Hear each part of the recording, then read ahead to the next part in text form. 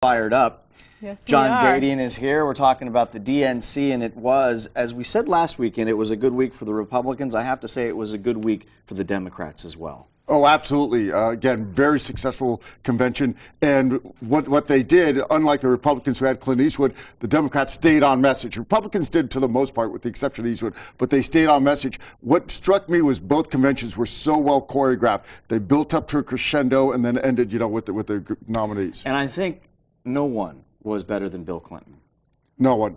He's Bill Clinton. He's as good as it gets. He is a master of, I've never seen anybody be able to explain difficult issues like he can. With Ronald Reagan no longer on this earth, Bill Clinton has the title of the best orator. And the thing is, for the Democratic Party, Bill Clinton is filling several slots. He's actually an advisor on strategy to the Obama campaign, probably one of their best. With all the top consultants they have, he's one of their best strategists, but also he's their biggest fundraiser. And then, of course, as we saw at the convention, one of their best orators. His comment, no president could have fixed what President Obama was given in 4 years. Is that a fair comment, or is that just playing politics?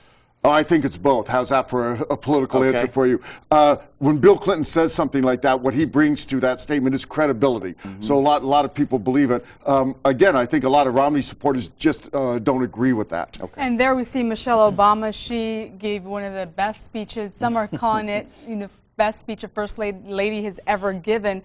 Comparing it to Ann Romney, what do you think? Many people are saying that it's the best speech First Lady ever gave. I think both wives of the spouses of the nominees did a great job. And I honestly believe that they did about equal. Ann Romney spoke to a lot of Republican women. It's interesting. I think both women spoke to their party's women, because I talked to a lot of women who said, I felt they were speaking to me, but it's the Democrats say that about Michelle, and the Republicans have said that about Ann Romney. And obviously they gave key speeches, and they're really focusing, both campaigns are focusing on women and women voters. Why are they so heavily focused on them this election? Because it's a main demographic that, again, as I said, women are saying, I felt she spoke to me. You notice when you say this is one great speech by Michelle Obama, and then Ann Romney also was at the convention, you notice this is really the first time that the spouses really had a prominent role, a policy role, talking concrete, not just saying, I love my husband, support him. They actually got into, he's the best for the country.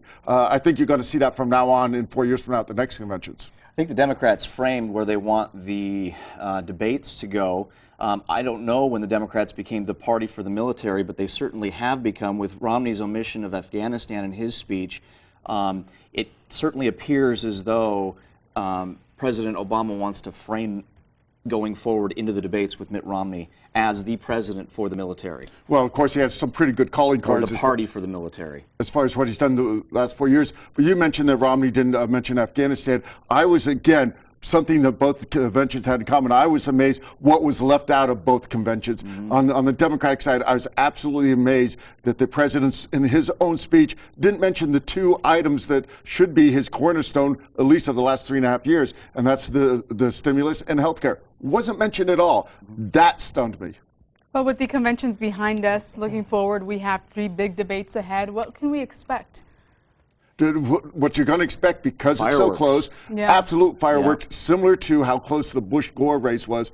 I was talking with one of my counterparts the other day, and we both predicted the opposite things. He thought it'd be a blowout for Obama. I think it's going to be very close with a probable Romney win. So each one in the debate is probably going to go for a knockout punch. There's a lot of risk in doing that when you go for it, but there's also a lot of reward. If you can do that knockout punch, we remember when Lloyd Benson really had a knockout punch in the vice presidential debate. I'm really looking forward to the VP debate between Biden and Ryan. I mean, I think that's going to be really something to watch. Absolutely. That's the first one, I believe, is the presidential is October 3rd, and the vice presidential a couple days later.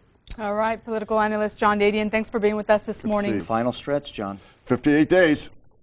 Start working out. All right, well, coming